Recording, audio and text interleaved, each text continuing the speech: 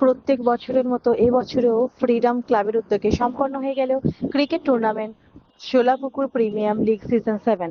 উক্ত টুর্নামেন্টটি দুদিন ধরে হবেও আইপিএল এর অনুকরণে হবে, যেখানে দেখা যাচ্ছে যুব সমাজ মোবাইলে আসক্ত হয়ে সবসময় মেতে থাকছেন মোবাইলে।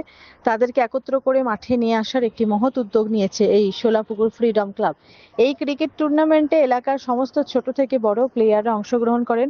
এই টুর্নামেন্টটি শর্ট হ্যান্ড প্লাস্টিক বলে করা হয়। উক্ত টুর্নামেন্টে ফ্রিডম ক্লাবের সমস্ত মেম্বার উপস্থিত থেকে সম্পূর্ণ করেন।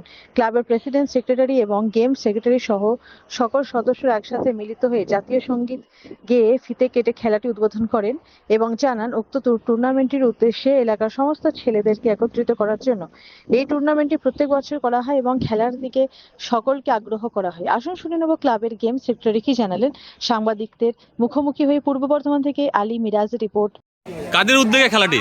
এই উদ্যোগের আমাদের ছোট বাচ্চাদের জন্য, আমাদের পাড়া প্রতিবেশী বড় ছেলে, আমরা যাতে মোবাইলে সবাই চলে যাচ্ছে, যাতে ক্রিকেটটাকে আমরা খেলার মাধ্যমে আনতে পারি। এটা ফ্রিডম ক্লাবের পক্ষ থেকে হচ্ছে সিজন 7। প্রত্যেক বছরের মতো আমরা এই বছরও করছি।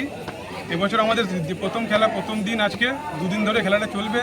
আমাদের খাওয়া দাওয়ার ব্যবস্থা আছে, তার সাথে উইনার্স রানার্সে 12,000, 8,000 ক্যাশ, ট্রফি।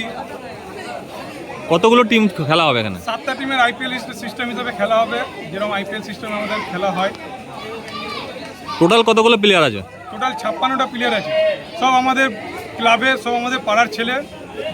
বাইরে কেউ নেই, সব আমাদের পাড়ার ছেলে। পাড়ার ছেলেদেরকে নিয়ে আমাদের এই আইপিএল। এলাকাটার নাম কি? সোলাপুকুর, হয়ডাঙ্গা সোলাপুকুর। ক্লাবের নাম ফ্রিডম ক্লাব।